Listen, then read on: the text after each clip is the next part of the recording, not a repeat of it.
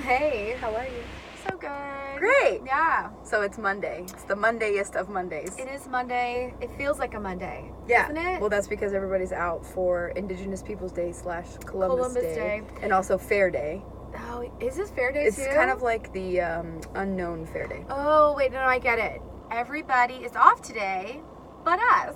That's what it is. So great. Anyway. So what are we going to talk about today? So today, our last car conversations, if you missed them, was really around getting the job, landing the offer, giving your notice, those kinds of things. So today we're going to talk about your LinkedIn profile and how to make it attractive if you're in the job search. So here we go. And there's just a few things. It's really, really quick. Yeah. And I want to speak to, or actually you're going to speak to the very first one, Okay. I think, which is... The photo. Guys. It's so important. So important. Like the most personable thing that you can do on the internet is have a representation of yourself physically. Yes. So your face. But let me explain why. Right. Because I hear, as a recruiter, I hear a lot of feedback around that. Mm-hmm. Some people, is it race? Is it age? Like, why do they want to see a photo? Guys, I'm telling you, it's personality, it's other things. It's just, it makes you real. It makes you a real person versus like shadow man, which is kind of what it is. It's that little, gray what are you hiding? There. If you don't have a photo, what are you hiding? Yeah, and you just seem like a real person. And I will tell you, I know for sure that when we are recruiting and when recruiters are sourcing candidates, they will pull up a string of people on LinkedIn.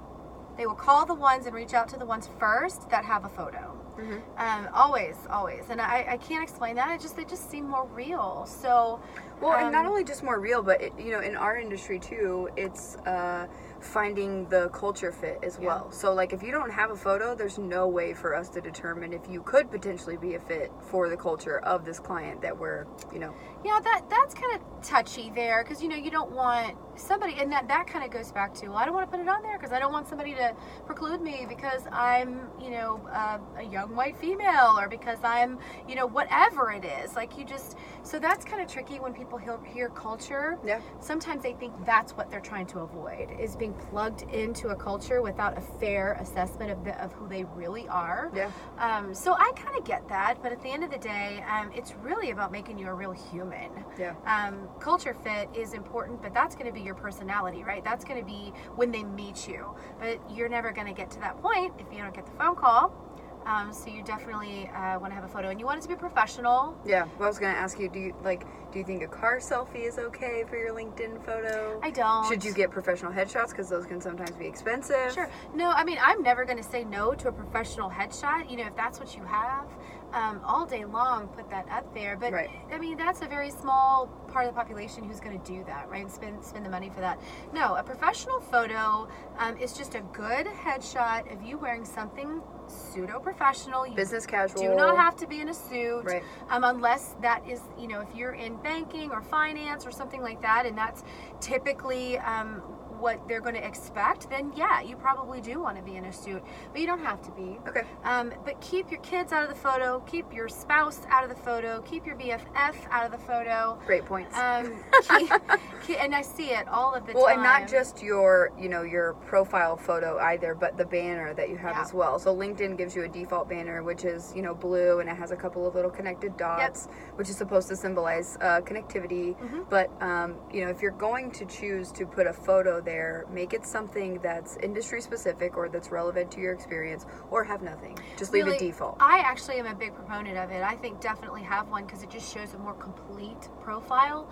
And I would stick with, for mine, I used to have the DFW Skyline. Mm-hmm. It can be something super simple like that. And if you don't know how to find those images, I'm sure most everybody does, but if you don't, you just Google, like if you're in accounting and finance, accounting, images, things will pop up and you can plug that in and it's done super fast. Next thing is make sure you've got a custom URL on What's LinkedIn. that? What does that mean? What is that? What is that? LinkedIn is going to give you a default URL, which is the link that's going to get other people to your profile, right?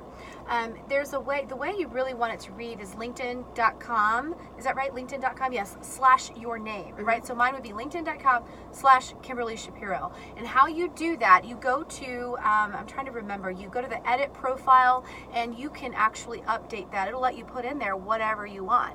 So you just clear out all the clunky garbage that they just default and give you, and then just put in linkedin.com / Kimberly Shapiro, your name. Yeah, what is the default? I think it just does like a bunch of numbers or something. Just like after your a bunch name, of something like that. characters or Okay, whatever. so It's do that. super, super lengthy. So then after that, when you make sure you have taken care of your URL, you want to make sure that you have an attractive headline, like in your headline.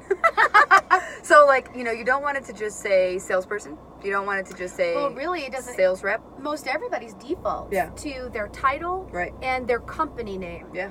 Which is not bad. That's okay. Yeah. But if you're looking for a job and you're trying to get attention, Yeah, you That's- definitely want it to be something that's not cheesy. You want it to be relevant Yes. to the job positions that you're looking for. So Yeah. let's say what your example earlier was, a salesperson or a sales yeah, I was trying to representative. remember. Actually, I think what we'll do is we will put some good examples on our website. I'll put those up today. So it's www.biggirlpantspod.com.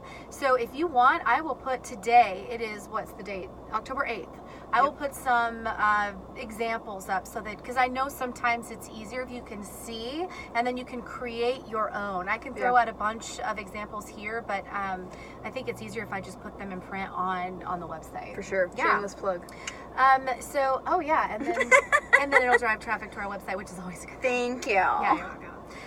So here's the thing too, a summary. So most of you know what that's that block that's right underneath your name, Oh your yeah, title. how do I get there? What do I put in it? What's going on? How do I do We that? hear that all the time, right? I know. You really want 3 to 5 small paragraphs talking about your skill set, what you're passionate about work-wise. This is not where you plug in your hobbies. This is not Facebook. No, this is not Facebook. It's all work relevant or career, related to your career. So, Right. but just a few, what you're passionate about, what you love doing, what you have done, and where you're going, kind of, what you're looking for. So, it just drives, or it just brings awareness to what you are looking for. And it's a who you personable, are. it's a personable or a personal touch, that kind of rehumanizes you, right? Yeah, Because right. you get to talk about yourself in your summary. That's right. the best part.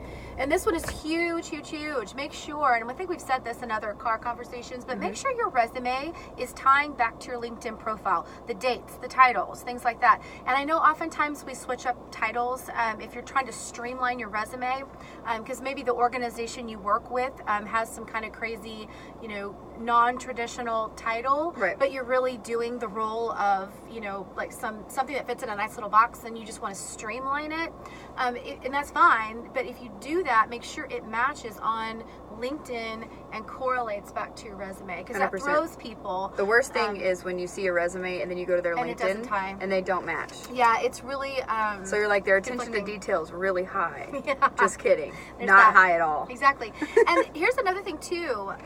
Connect with people. If you have just created your LinkedIn profile, let's say, and you've got one connection, right? Your mom or your brother. Start connecting with people that you know, because believe it or not, people pay attention to the number of connections that you have. Absolutely. It shows how active you are on LinkedIn. So if they get on there and you've got 5, no photo, it's not updated, that does not. It's Looks not like a ghost person. It does. It's just not a good representation of who you are. And we didn't say this yet, but LinkedIn is the #1 recruiting tool right now. So if you are not using your LinkedIn or you don't have a LinkedIn profile, you're missing the market. The recruiters are missing you. Absolutely. Bottom line. 100%. Yeah. Speak to contact info Yeah, for sure. So the way you want to be contacted, if let's say a recruiter finds your profile and they are interested in your skill set for a position that they have, make sure that you have relevant information on your profile and make sure that it's professional. Like if you're going to put your cell phone number, that's great. Make sure your voicemail is either on a default setting or it says, "Hi, this is April Melton, leave a message," or your and or your email address. Make sure that your email address is specific. It's boring, like april.melton@gmail.com. Sexypants@gmail.com. No butterfly kisses 6967. Like, don't do anything like that, because these are potential employers that are going to be reaching out to you. But the other message is to make sure that's in there. Like, I can't tell you how many LinkedIn profiles I run across that have zero contact information. And you don't have to put your phone number. I know a lot of people are not comfortable putting their phone number on social media. I get it, but you need to have your email. There has to be a way to contact you. And I get you can in-mail and that's fine, but not everybody's checking those that frequently. So make sure your email address is up to date and in your profile. And make sure you check it. And I'm pretty sure that you can even like create a Google number for your cell phone that could just be like that. It's kind of like a masking number it's not a ghost number. I can't remember what it's called. No, but I know what you're talking about. I have actually a few candidates. A pseudo number, right? My phone number has been all over social media for a decade, and I've never had any issues with it. I don't care either. No, I don't. But it's also the nature of my business. I want people to be able to find me and find me quickly. And I've never had any issues. The last thing is privacy, and I know that's a big thing for people, and that's why they don't put their photo. That's why they don't put their contact info, because they want everything to be super private. Well, you can actually manage that on LinkedIn. If you go to settings, there's a tab for privacy, and you can decide who sees your profile. Now keep in mind, if you keep that under lock and key and you keep it super private, nobody's going to be able to find you, and they're not going to be able to see that photo unless they connect with you. So I'm not a huge advocate of that, but I will say one thing: if you are in the job market and you are currently working, make sure you set your privacy, and again, you just go to settings and then you go to the privacy tab, and there'll be something that says manage your activity, and you can turn it off. So what that does is anytime you update your resume, anytime you make changes, alter anything, it doesn't send an alert to everybody that you're connected with. Everybody in your connections. Yeah. And then, when you do land a new role, make sure you go in and update that, because when you go update your new title, you want people to see that you have made a change. Most of the time we do. Yeah.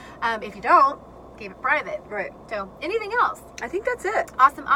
If you ever have any questions and you disagree with something that we say, we super love feedback. We'd love to hear from you. Absolutely. Our email address is biggirlpantspod@gmail.com. We're definitely open to suggestions, and if you just want, if you just need help on something, shoot us an email. Yeah, for sure. Reach out to us. Awesome. Okay. Talk to you next time. Bye.